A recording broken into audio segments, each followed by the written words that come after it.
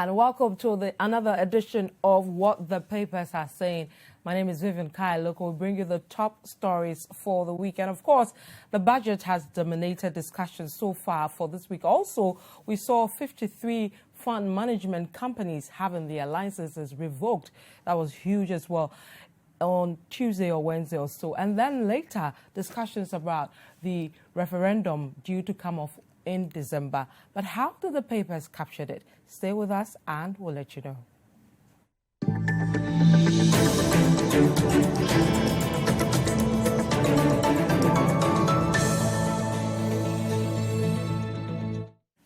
So let's start with the budget and go to City Newsroom and see the angles they explored for that story. And GH Budget, that was their hashtag for the coverage. It says government declares 2020 as year of roads. This is on the City Newsroom page. Same City Newsroom says absence of Volta regional roads from 2020 budget, an obvious mistake. This is Osafo Maf. We had an interview with Bernard Avle on the City Breakfast Show this morning on the budget and other issues related to the economy. Still on City Newsroom, revenue targets and budget over ambitious. That's economist Edu Sarkodie on his thoughts about the revenue target set by Ken Oforiatta for 2020. Let's move to the Daily Graphic, see how they captured the budget coverage. And government to spend 85.9 billion cedis, wages 22.9 billion cedis, interest payments 21.7 billion cedis. Still on the Daily Graphic says minority disappointed with 2020 budget. And also another angle they explored, government to roll out 8-point agenda, revenue mobilization tops list. This is from the Daily Graphic on the budget. Let's go to the Daily Guide, see how they captured the budget story. 2020 year of roads after NDC ghost projects. On that same paper, 33 billion cedis spent on legacy debt. That's from the Daily Graphic. Let's move to the Business and Financial Times, see how they cover that story. 2020 budget, we won't overspend, Oforiatta assures.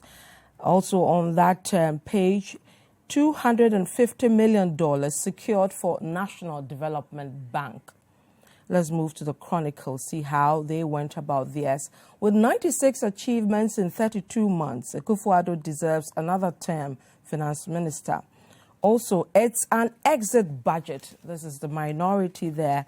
And also, budget debates should be pragmatic, not propaganda. That's how the Chronicle captured the story. 3 angles over there. Let's go to another business paper, that's Business Finder. It says 12.2 billion cedis pumped into major initiatives. It's money in the pockets of Ghanaians, government declares. Still on that paper, government would overrun budget in 2020.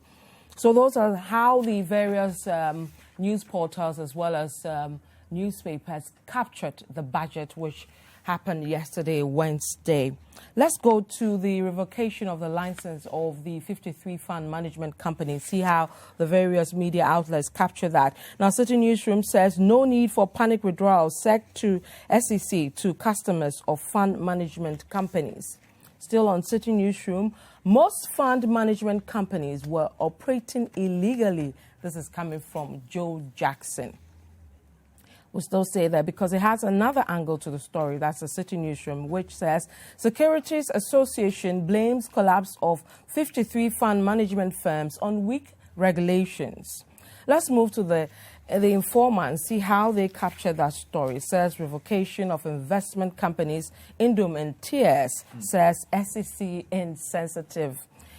The final one on that story, the Herald says, John Mahama laments job loss in banking sector collapse. We'll move on to our third topic, which is the December 17th referendum. See how the Ghanaian Times has the story. It says, most Ghanaians unaware of December 17 referendum. That's according to a survey. The Chronicle says 51% of voters unaware of December referendum, CDD. Let's go to the Finder if we can. And it says 51% not aware of December 17 referendum.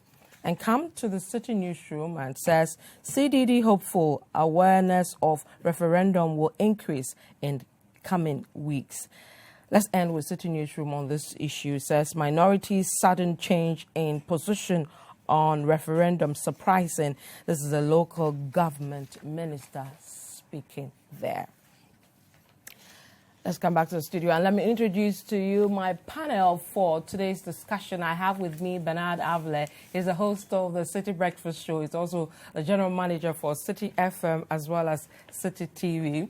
Welcome, Bernard. I also have with me Salom Adonu. He's the head of features and articles here at City FM and City TV, and also a lawyer. Salom, welcome to what the papers are saying. Gentlemen, welcome. Thank you, Vivian. Let's start with the budget. Let me first start with your key takeaways from the budget in general. Let me start with you, the economist. Bernard. I am a journalist who understands economics. I'm not an economist. Right? Yeah. Wow. The budget was interesting because I was privileged to have interviewed the Minister of Finance at least a week and a half before he read the budget. So I got a chance to get a sense of where he was going with the budget. And I feel the budget came at a very interesting time where post-PDS, brouhaha, Ghana is going to lose some money from the U.S. withdrawing that cash. And it's also your proper post-IMF and also Ghana Beyond Aid budget. So it's really giving you a sense of what the government wants to do. This is the final budget before the end of Akufo-Addo's presidency or his first term.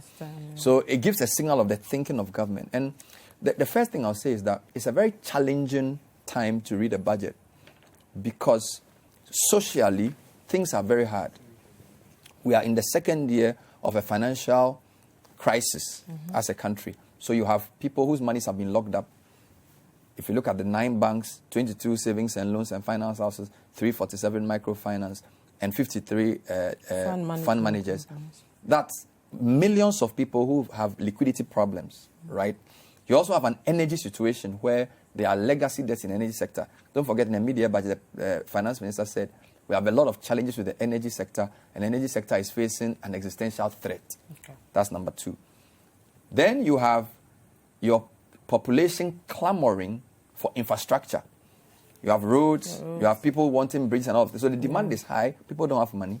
And to mix all of this very complicated situation, you have told yourself that you are not going to overspend because you just came out of an IMF program, you set up a fiscal council and a fiscal rule. You know, every election year since 2004, we spend more than we raise. Coupled with that, end of July 2019, midterm budget, revenue shortfall, 5 billion cedis. So you're not raising enough money. People don't have money in their pockets. People are asking for more development. What do? It's a very complicated situation. Now, you are going to have to give people a sense that their expectations for 2020 will be met. So they don't say you failed them. That's right. Yet, you're going to have to show the international community that you're not going to overspend. Stay within your limit. How are you going to do that? How are you going to do that? So it's a very complicated situation this finance minister finds himself in. So this is what I think he tried to do. They've tried to bring in the Sino-Hydro to deal with their road expectations.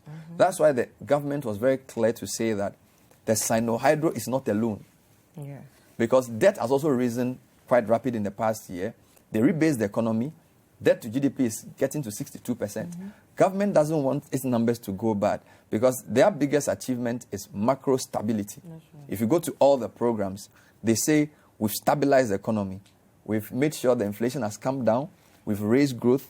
Industry wasn't growing well. We've made growth. So macro stability, you don't want to ruin that in an election year. So if you bring the Chinese money and you add it to your debt stock, it throws everything out of gear.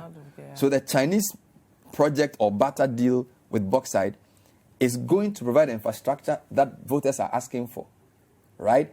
Then you're going to still maintain your numbers within the limits on budget that everybody will say you've done a good job. That's right. Now, this is the challenge you're facing.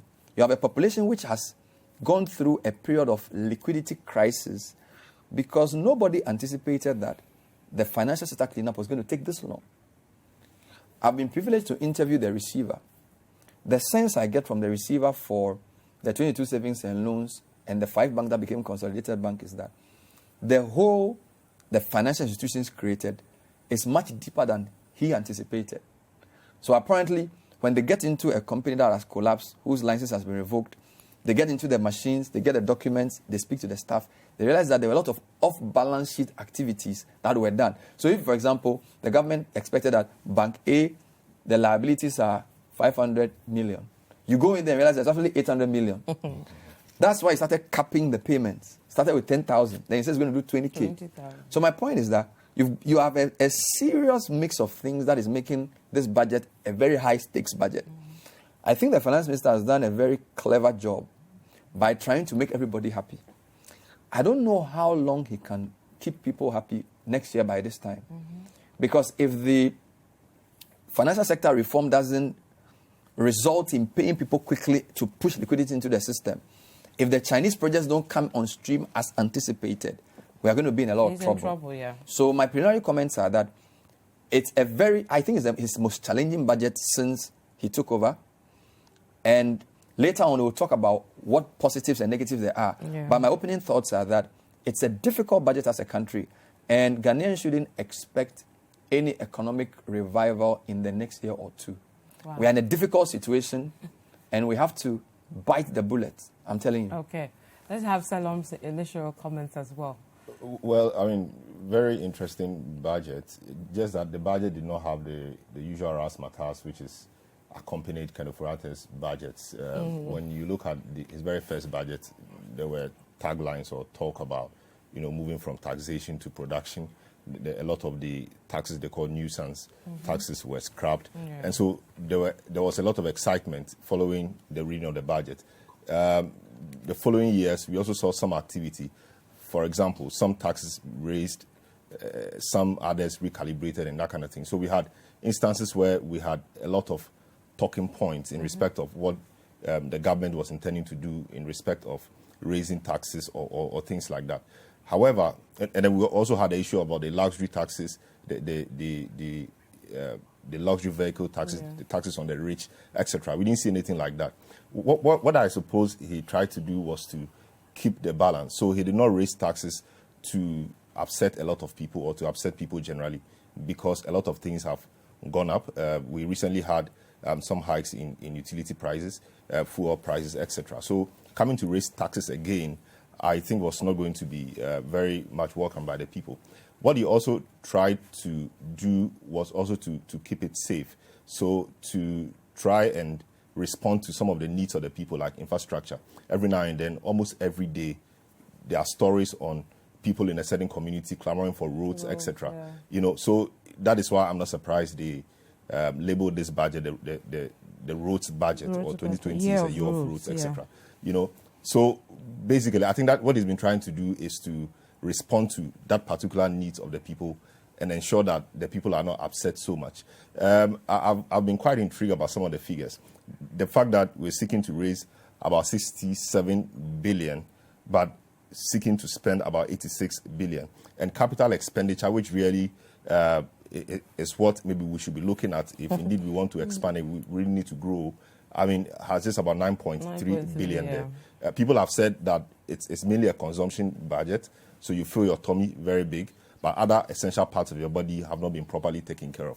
I think it's an election budget, and it's a budget that he hopes to take them through the election. And like I stated, taking them through the election means that they don't anger or upset a lot of people by raising taxes, etc. Even though, not too long ago, we saw the CST, increase from 6 to 9%. So basically, I think that these are my highlights. The fact that we saw the extension of the National Stabilization Levy. You can't say it's a new tax. It's just an extension of what we have. So I hear it's supposed to end this year, December 31. December 2019. That's 2019. what he told us So this year. budget. But now it's been extended for 5 extra years. They can argue that they've not increased any tax. They've not introduced any new tax. But it's actually an extension of what existed before. So these are quite difficult to convince people or to tell people that these people have increased taxes, because it's like the status quo being maintained, in this case, being extended. So, I mean, it remains to be seen how they respond to things like agitation on the labor front. I mean, thankfully, we just said this evening that USAG is called a big strike. Yeah. The GMA has served notice that from next week, if you don't hear from November government, 17th. you know, they will embark on a strike. The others are there: CTAG, NAGRAT, TUTAG, all of them are there, UTAG, and they know exactly when to strike. UTAG, for example, will strike when schools are about to reopen around September next year, getting close to December. So, you know, these agitations by labor organizations or labor unions are very important.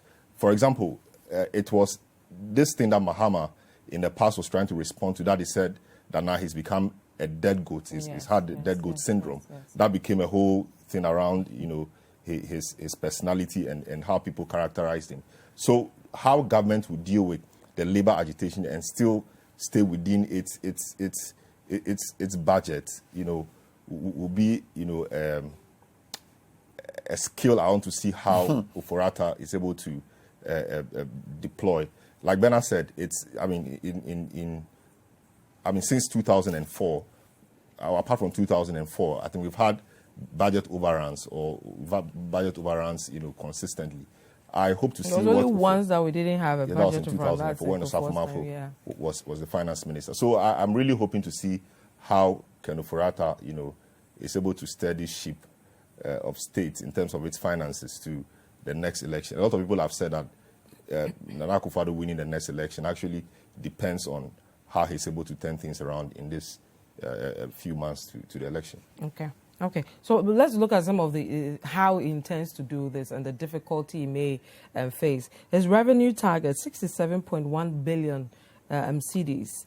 He's not introduced any tax. He has to deal with expenditure he has to sort out for us because of the roads, the hospitals, health, all these things. That target, too ambitious, or he can do something about it? What would be the trick to it, Bernard?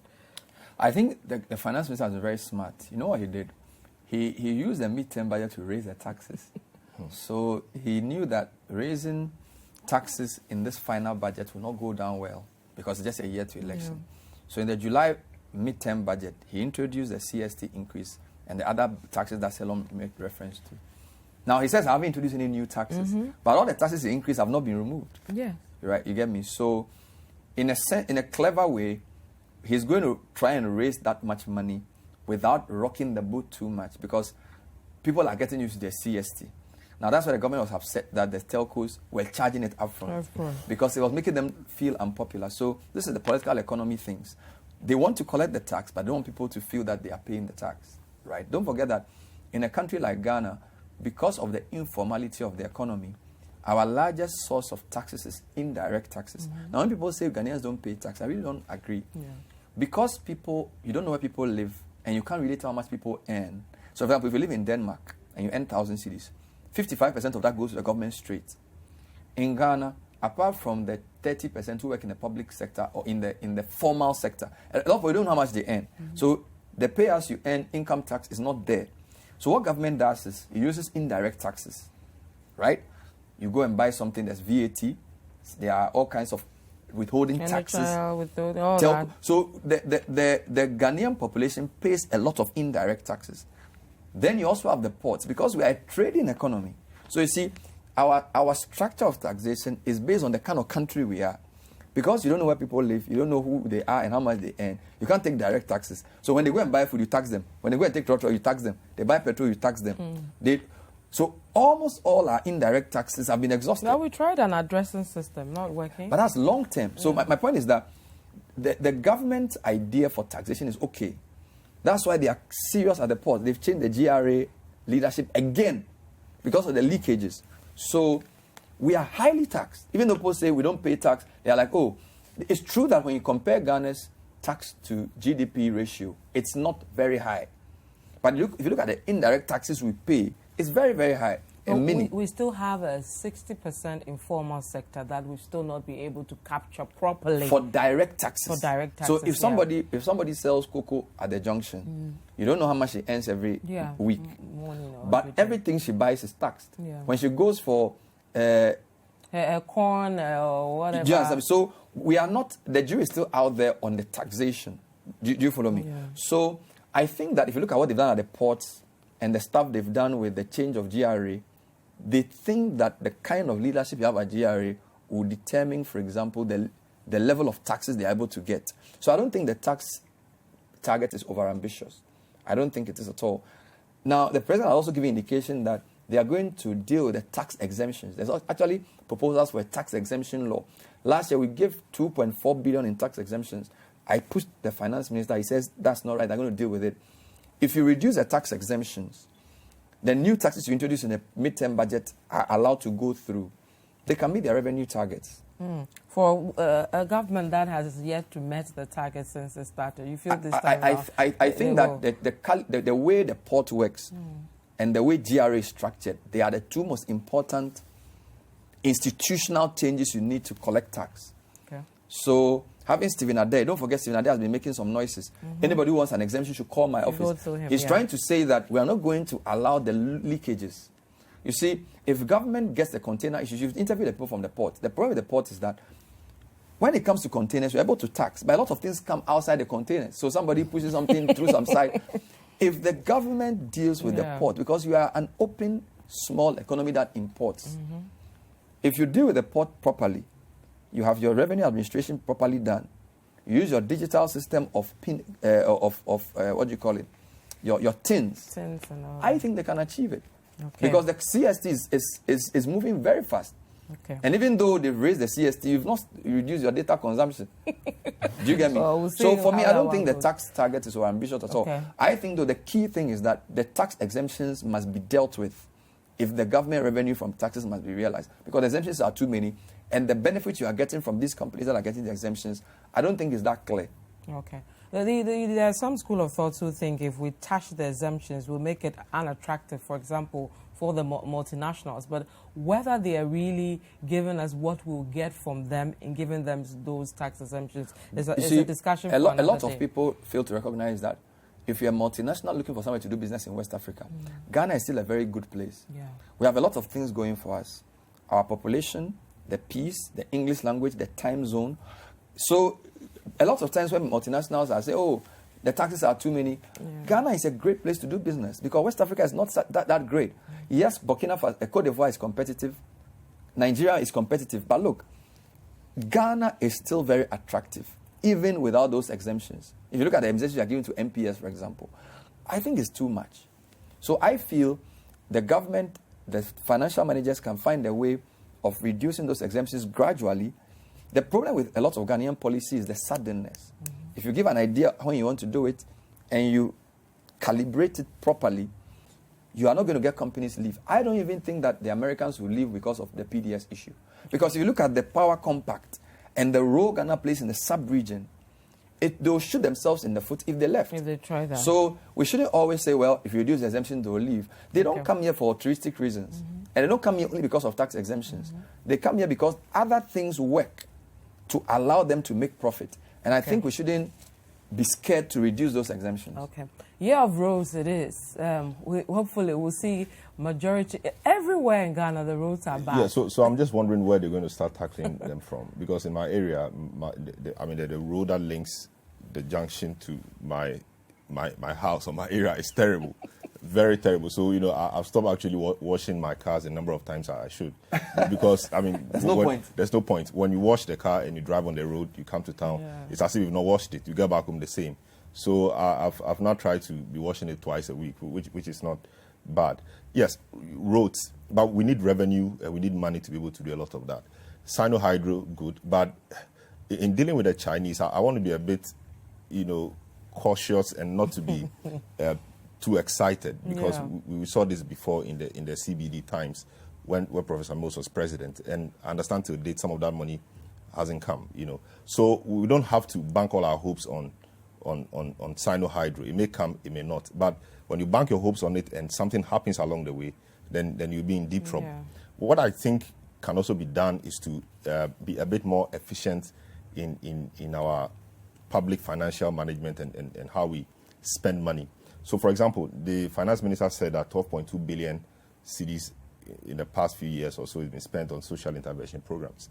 So, social interventions program, you know what leads the park? Free SHS. we've had cause to discuss whether indeed free SHS needs some review or not. And we've said that, for example, having boarding paid for everybody is not really the way to go. So if you took away boarding, the rest of it becomes quite affordable. So I think moving forward, we must begin to engage more, rigorously on whether indeed boarding should be left where it is.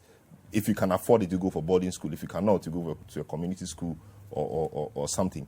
Because even though we want, in as much as we want the program to succeed and grow, the program must be sustainable. The rate at which we are spending on the free SHS, is that going to be sustainable into the future? I think there's a lot we can do about it. Save some money from there and then use it in other areas. For example, the old issue about the teacher trainee allowance, the nursing trainee allowance. I thought it was a major campaign issue, so there was nothing they could do about it. But I thought it was quite a good thing that John Mahama in the last administration was trying to do, that you win them off the allowances, because the purpose for which they were paid allowances had been spent. In the era where we did not have, the allowances were introduced in an era where we did not have a lot of interest, a lot of people going into those areas, and the country needed those people. Now, the teacher training institutions or nursing training institutions are even oversubscribed. We have a lot of private institutions around doing it because there's a market for it. You don't keep paying them allowances to the tune of about 700 million cedis for the two, around 357 million for teachers, and then 336 million for the nurses. What I think should have been done was to find a way of introducing them to the student loan scheme. People in the university take loans, and they have a long time to pay. So it will purely be based on interest. So now, whether you need it or not, when you go to the teacher training institutions or you are a nursing trainee, you get the allowance, whether you need it or not. In the case of the loan, you have to, apply for it. I couldn't get a loan when I was in school. I tried many times. Anytime I went, wow. Getting the number was a problem. So, I just stopped, and I managed to finish. Other things like NAPCO. NAPCO is a great program, but I think we are being quite inefficient in that area as well. Yeah. How are we measuring what the guys we have employed are bringing to the table? What is the return on the investment we are making in them? There are a number of them, about 10,000 or 15,000 of them or so of them have been sent to the GRA. Okay. How are we measuring their efficiency? How are we measuring what they are bringing to the table? Is there any way we can find that? Or we are just giving them money because they have to spend and there was a promise to create jobs, etc. for them? I think when we're able to do a lot of these things, it will help government save a lot more money to be used in other important areas. See how much, for example, the teacher trainee allowance and all those things would have done for other parts of the economy. Public sector jobs. Okay. We say about 350,000 jobs have been created. 100,000 of them being NAPCO or so. But when you look at a typical public sector organization, you realize that, if they were to carry out a redundancy exercise, a lot of them will go home. Because a task that one person could do, you find about 3 or 4 people doing the same task. You find them watching movies, on the internet, etc., without doing anything very productive. Why do we continue paying these people monies for no job done? And why do we glory in the fact that this number of people have been employed into the public sector? I think employment into the public sector, given my experience and a few things I've seen, I think it's not the best thing to do, to want to increase the number of people in the public sector, apart from teachers and nurses and other health workers and that kind of thing. Okay. In certain areas, I think we should actually be thinking about reducing those numbers and expenditure on government machinery itself, ministers, etc. I think we should find a way of being a bit more efficient in those areas. If we do that, I think we will have a lot more money to spend on other things. Our time on budget is almost out. Just a quick one on roads.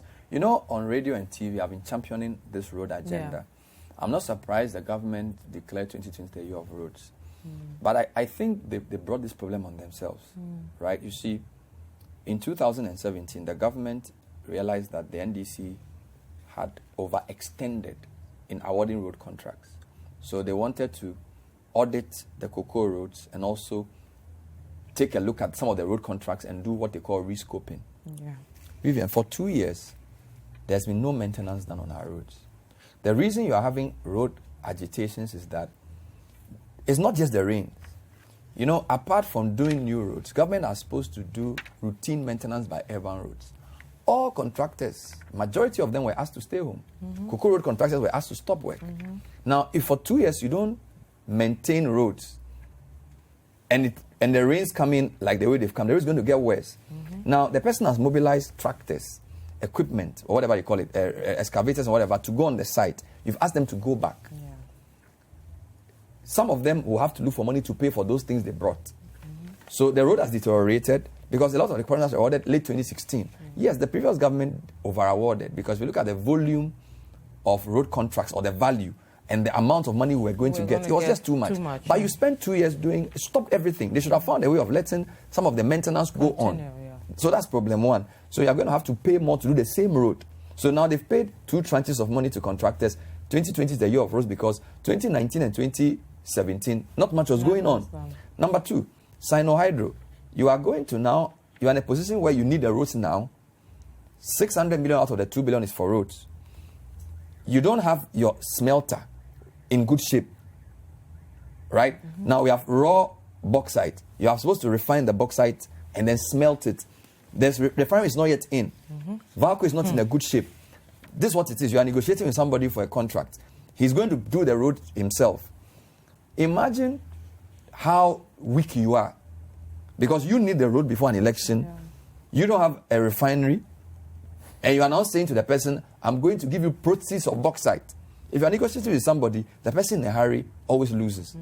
So in as much as you're going to get roads from the Chinese, I'm not very optimistic that, number one, a lot of Ghanaian contractors will get any of those roads to do.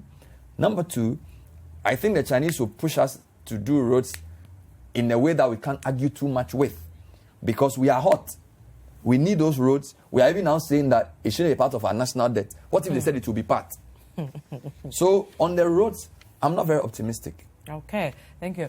So you're still watching what the papers are saying. My name is Vivian Kailuk. I'm here with Bernard Avle and Selam Adonu. We're trying to dissect the budget. When we come back, we'll take your messages on and move to the Securities and Exchange Commission because earlier this week, they revoked the licenses of 53 fund management companies. So we'll talk about that and many other issues. Stay with us.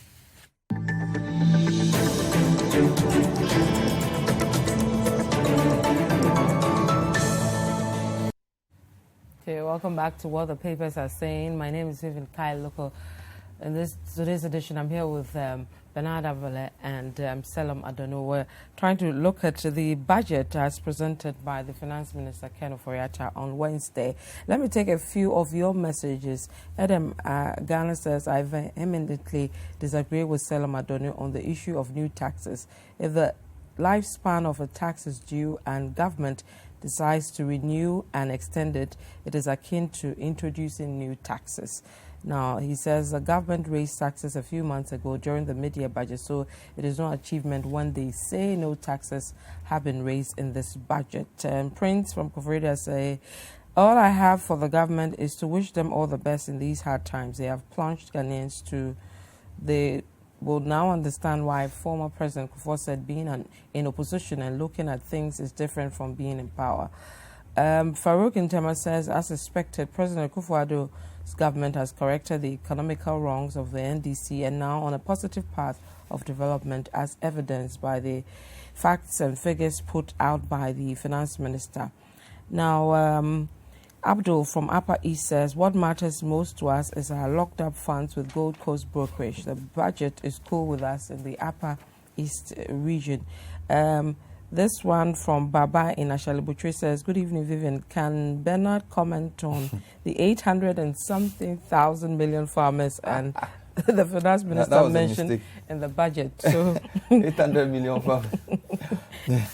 And then the final one is from Emmanuel. He says, NAPCO is never a great program. How is government funding it? I disagree with this mode of implementation. So those are some of the comments on the budget thing. But we have to wrap up on the budget and move to the Securities and Exchange Commission revoking the licenses of some 53 fund management companies, or I think on Tuesday or Wednesday or so. I mean, the banking or the financial sector crisis is taken, the journey has been a long and painful one, and we are still not close to Canaan, somebody would say. But is it going to get worse, or now we are close to having the rough part ending for us to make that? I think that's a very good question. This is the last part of the cleanup. What is left is not really serious. Having said that, the pace of the payments and the mode of the payments is going to prolong the pain of people. So, you see, for fund management companies, when you give your life savings to somebody and the person recklessly invests it, or the person offers you a return that they cannot sustain to jeopardize 10 years of your savings, it's more serious than having your current or savings account in a bank disappear. Because if you look at the caliber of people who are complaining about their money's locked up, 77,000 individuals, 4,000 institutional investors, somebody's worked for 15 years. They have 200,000 cedis as an investor. The person is expecting you to use your knowledge of the market to put their money somewhere that at the end of their life, they will have something to do. You go and put the money in an unregulated institution that offers fantastic returns, but that cannot pay you, and that disappears. I think that if you look at what has happened with the fund management companies, the first thing you will say is that this is systemic behavior. The mindset of Ghanaian financial institutions is very wrong. We are very greedy, and our money culture is very poor. That's number one. Because if you read the sins of the fund managers, it's very similar to the sins of the savings and loans, very similar to the sins of the microfinance, very similar to the sins of the banks. Poor corporate governance, too much risky investment, related party transactions is the same thing. So that's number one. The mindset is so, you see, when something happens in 473 institutions in a country, it's systemic. That's number one. So that's normalized behavior. That's what everybody does. That's point number one. Now, point number two is the response of the regulator. I think poor regulation has been at the core of this problem. For example, the first issue the SEC mentioned was that, people were giving guaranteed returns. During the first time SEC issued a directive about guaranteed returns, 2012. Where were you in the year 2012? 7 years ago. People have been doing guaranteed returns 2012. How many SEC directives have we had since 2012? And it's now that you are seeing the effect of that behavior. Now, I don't blame the SEC too much, even though it's regulatory, because SEC has 61 staff, 44 in regulation, 9 people regulating 144 fund managers, not to talk of the stock exchange and all those things. We have not built a fit-for-purpose SEC. Right? They've been overwhelmed. Now, the Bank of Ghana has more people than the SEC, and even under their watch, look at what has happened. Right? So number one is the mindset of Ghanaian financial entrepreneurs, poor and weak regulation. All right? And now what is worsening it is that because they under-anticipated the size of the hole, the money they've provisioned is not enough. People's monies are locked up. They are told that on Monday they should go and write their names in a bank, and they will give a capped amount. If you've given 200,000 cedis to somebody after 15 years of your life, and they tell you they're going to cap how much they pay you, what does that mean? 10,000. It's really serious. And we've gone to borrow money to pay for the dereliction of regulation and poor leadership. That's why when prosecutions are not done, people get angry. The government should prosecute those whose malfeasance and misfeasance led to this. That's the only way you can justify the 14 billion you are using to pay for the rot that happened in the financial sector. If you don't do that quickly, you lose confidence in the system. So those are my preliminary comments. Our mindset, money culture, poor regulation, and of course, the tardiness in prosecution is what is making this thing more annoying.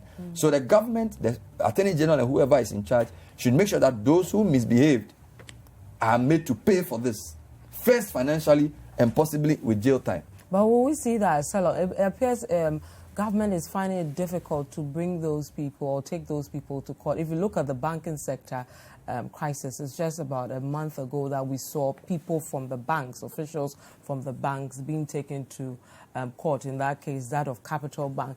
And with the authorities or the regulators, we've still not seen any official being dragged to court. Very interesting question, Vivian.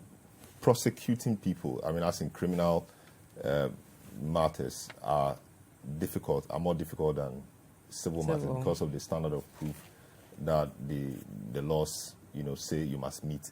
So in criminal matters, the standard of proof is beyond reasonable doubt, whilst in civil matters, it is on the preponderance of probabilities. So it is more difficult to prove a criminal case than to prove a civil one, So getting these people to jail, it may be the right thing to do, but it may not come easy. So you can see that even in the case of the banking crisis, we have banks which collapsed in 2017, and we've not really seen much on that front. We've just had about 2 court, hearings or attendances, and that happened just in the last month or so with just one of the banks. So, and even with that, lawyers are even debating whether it's possible to pin them down on the charges that government is preferring against them. So it's quite a difficult thing. But I think what is important is for government to show that it is willing to do it. Put together a good case, take it to the court, let the courts decide. If it decides against you, everybody would have known that you did your part. If in the stress of going to court every now and then, people see you, etc., I think that should be some deterrence to people who are put in responsible positions. Indeed, if you are negligent, it's a serious matter. And if your negligence causes injury to people, in this case, pecuniarily, it becomes a more serious matter. But I hold the view that the banking crisis had something to do with this. People think otherwise, because a lot of these guys had their money saved in banks. So if in the case of the banking crisis, the receiver is paying people, or the people are being paid in a certain way, payments to them is capped, etc. The people need money. I mean, the fund managers need money to pay the other people, and you are capping the money you are giving them, or you are not giving them as much as they want, in respect of what they've saved and what they want to withdraw, to also take care of other obligations. This kind of crunch will occur, and what we have seen will happen. Of course, I am not absolving them of any responsibility or responsibilities, because when you look at their sins, as Bernard calls them, a lot of the things are things that the regulators themselves should have seen long ago. Related party lending, their inability to it looks like the regulator was just watching. So Bernard rightly made a point that in the case of the SEC, I mean, they were very weak in themselves because they did not have the numbers. They are about just 60 people taking care of about 120 companies. And these companies... So SEC deals with fund managers, deals with the capital markets, and deals with other groups of people. So it's a very stretch. But the point is that, you see, regulation must be proactive, not reactive. And I feel that we've let ourselves down very seriously. What worries me is that we are not using this crisis to even reform the regulator. We've just changed the people running the thing. We haven't said, okay, the SEC and the BOG must collaborate in a better way. We've not beefed up the SEC's resources. The SEC's resources should really be... We are basically really just changing people. Because moving forward, SEC will be managing bigger portfolios. And it's important we get them people with expertise. It's important we get them numbers. In matters like this, what I see the SEC doing is armchair regulation. You let them bring their reports to you. You review the reports in the office. You don't even go there often to check what they are doing, whether what they've written to you or they've presented to you is actually the truth or what it is. You sit in your office because you don't have the numbers. They can't even do site visits. So, for example, he said there are 9 people who do regulation of 144 fund managers, and for some of them for a whole year you've not gone there. Why you can't be serious. Approve for the operation of over 100 you see, fund the other point you need to say is, you see, Ghana's economy is a miraculous economy. Everywhere in the world that things work, the financial sector is a reflection of the real sector, right? So when people do steel mills in the US, they do factories, the surplus they use to go to Wall Street, they build the capital markets. Here, we are an over-financialized company. Drive from Nkrumah Circle to Achimota. Count the number of institutions selling or buying money. Compare that to what we produce. We don't produce anything. So we basically buy things and sell, and every money we get, we put it into money that just multiplying itself. That is a recipe for collapse. So that is one of the things. So 2 things. Back to the budget. The financial manager shouldn't gloat over 3 years of stability. You have 2 problems. Your economic structure, you don't manufacture anything. You import everything. And you import things raw. You export things raw. cocoa, gold, timber. Number two, your economy is over-financialized. So people are buying and selling money. They are not producing anything, right? If you don't change the structure, you just go through booms and busts, booms and busts. If we do this work for long enough, we'll have another collapse. We'll have another IMF program. That's right. We'll have another budget which will come and clear an Asempa budget. It will repeat itself because time doesn't change anything if you don't decide to change it. So for me, this is a good chance for reform. Everywhere else in the world when there's been a collapse, they come up with new laws and new regulations. Here, we haven't changed anything. All we are doing is saying we have changed the person running the thing. He's using the same template. That's right. And I don't think our leaders understand the gravity of the calamity that we are facing. Okay? We don't just need window dressing. We don't need a new director of a bank or SEC. We need changes in laws to strengthen regulation and to deter bad behavior. And the enforcement of those laws. Yeah. Because the laws may be there. So in the case of the SEC, they have everything in the law, but the enforcement of that law becomes a problem. So I mean, in wrapping up on this, I only hope that the 1.5 billion cedis that Ken Ofori-Atta has made available in his budget for sorting out, as it were, the customers of the fund managers, that money is speedily applied and is applied fairly so that they can have some money around to take care of themselves. Because the social impact of this is what a lot of people haven't looked at. It's very huge. People have lost their jobs, and, you know, people who ordinarily should have money will now not have money because they have their monies locked up somewhere. It's a very bad situation. This is the biggest financial crisis in Ghana's history. I'm telling you. And let's hope it's the last for us. If we don't change and take decisive action, it will not be the last. Yeah, it won't be. So you're watching what the papers are saying. When we come back, is it a yes or a no for December, the referendum? But really, do you know what you're voting for? We'll let you know. Stay with us. Yeah, welcome back to what the papers are saying. My name is Vivian Kai. Look, I'm here with Bernard Avle and Selam Adonu. So on 17th of December, we go to the polls for a referendum. Now, we're trying to see whether we should allow politicians to take control of local and district elections. But there's already confusion about that because the politicians have not made it clear on what we're really doing. So a lot of people are not aware of this election, and those who are not clear on what really they're going to do. I'm first going to let Selam clarify to viewers what we are really doing on December 17th. Okay, let's take it this way. I mean, the Constitution is the basic law of the land. So in some countries, they don't really call it Constitution, they call it the basic law. So the basic law is the most important law. But in that most important law, it also tells you how you can change or amend it if indeed you want to do so, because you can't use a smaller law to amend a bigger law, you know. So that's it. So in our Constitution, Articles 289 to about 291, you know, talk about how to amend the Constitution. So the articles in the Constitution for this purpose are grouped in two. We have the entrenched provisions, and then you have the non-entrenched positions. Okay. It is more difficult to amend the entrenched positions because they are very important to the life of the country, if you like. So, for example, in Ghana's Constitution, things like the laws of Ghana are entrenched. The territories of Ghana are entrenched. They are not things you can easily change. So somebody cannot come to you and say, I want to change this, so it changes it, like the way we do in other things. So it is difficult to change that because the framers of the Constitution think that some of the things contained in those entrenched parts of the Constitution bind the country together, they define our values, etc. Now we have the non-entrenched parts of the Constitution. Those ones, you can just change them by an act of Parliament.